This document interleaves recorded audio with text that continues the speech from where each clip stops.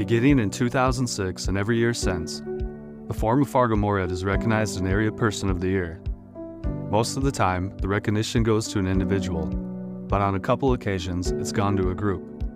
The Forum's Area Person of the Year for 2023 goes to Fargo police officers Zach Robinson, Andrew Dotas, Tyler Hawes, and the late Jake Wallin for bravely protecting and serving their community during the July 14th unprovoked attack on them and the community at large. How have your guys' lives changed since that happened? Whether it's a physical experience, emotional, or whatever you would like to talk about. Just been very appreciative for everything. Makes you more thankful for the things you have. But yeah, it kind of was a reality, like what can happen when doing this career. However, after that happened, it's just definitely, go home, hang with the kids. You don't take any of that for granted anymore. I couldn't agree with that more. Just being thankful. I think even a lot of our wives now are close friends because through this incident we're tied together, but it's just a good reminder that as police officers, there's many times me and Zach would look at each other and say, hey, let's do something after work, but life can get kind of busy. So this incident has slowed things down and just reminded us what really matters, and that we can just spend time with each other and care about each other as well. Yeah, really just echoing what these guys said, just being incredibly grateful for every day that we get, especially in this career. You never really know what's going to happen in your day-to-day life. And so being able to go home, being able to see family, being able to, make new family with guys at the PD, and just growing in what we do, it's always a blessing for us. So I've been back on patrol. I was back about 4 weeks afterwards, and I obviously got recognized quite a bit when I'm out. Everything's been positive, very appreciative for everybody stopping and thanking me and the other officers, and just shows what kind of community we live in, that they're very appreciative for the work that we do every day, and not just myself, but everybody else in the department. At least for me in the hospital, a lot of it was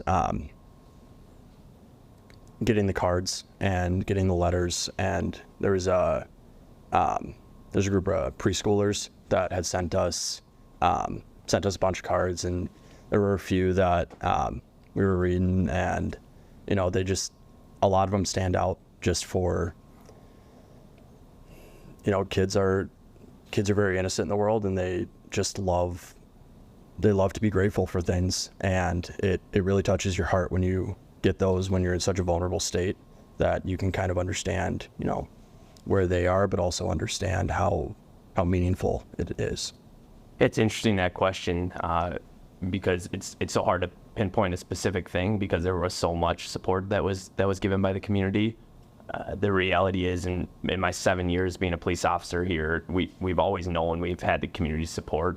They've shown it time and time again, but with an incident like this, it just gets magnified, and the support comes from all different directions. So whether it was right after getting out of the hospital in my wheelchair and someone seeing me and just wanting to give me a handshake, people, I guess, don't realize how much that meant when it was difficult to sometimes just get out and do those basic things, and just to know that it meant something, that Jake's sacrifice and everyone's sacrifice meant something at the end of the day.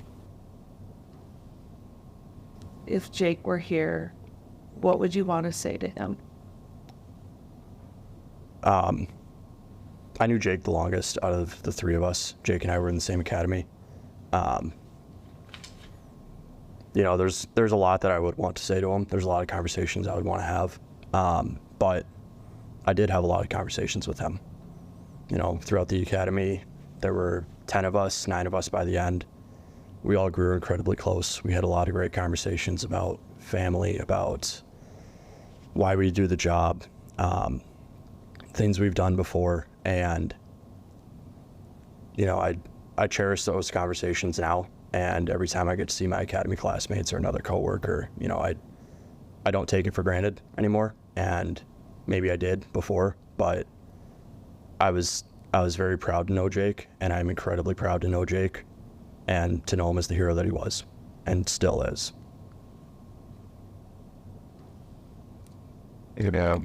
what he said. Yep.